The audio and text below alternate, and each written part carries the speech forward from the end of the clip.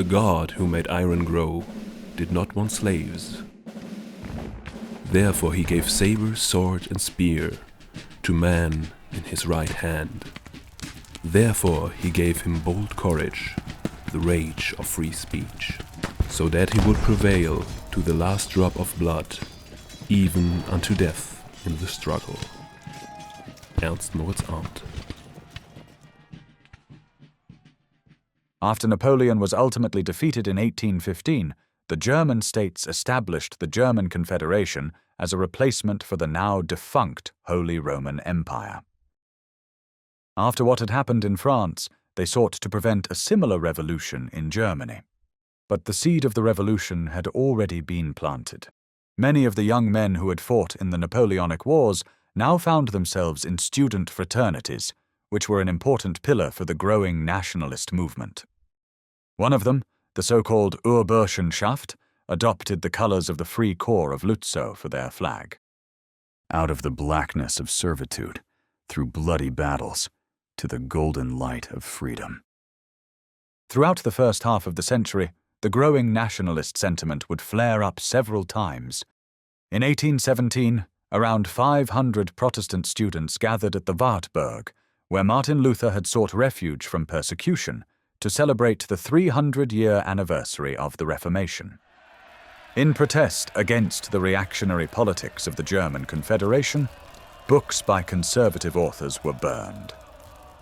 In 1819, radical students murdered the conservative writer August von Kotzebue. As a reaction, the Confederation, under the leadership of the Austrian Chancellor, Prince Clemens von Metternich, issued the Carlsbad Decrees, cracking down on free speech and forcing reformers out of local governments. How much longer will we be allowed to think?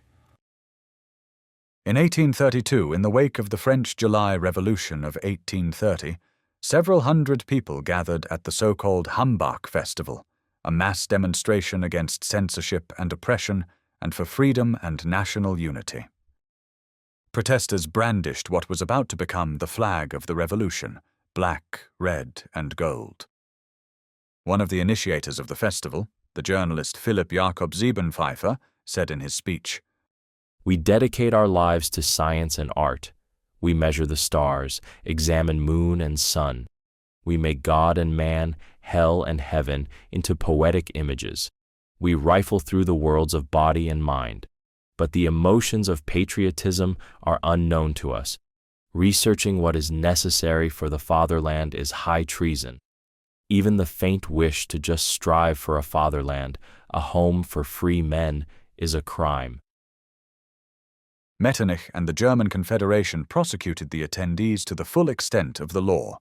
Some of the initiators, including Siebenpfeifer himself, fled to Switzerland. 1 year after the Hambach Festival, in 1833, a group of roughly 100 insurgents tried to incite a revolution by breaking into the guardhouse in Frankfurt to steal weapons, then capture the members of the Federal Convention, which was in session nearby.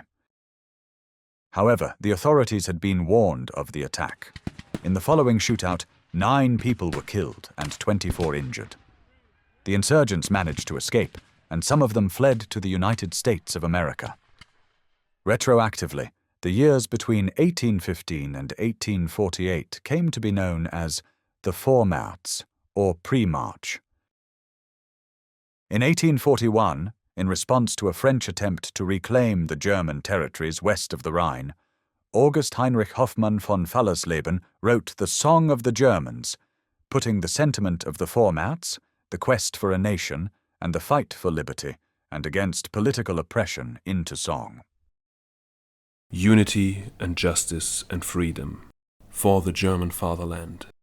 Towards these let us all strive, brotherly with heart and hand.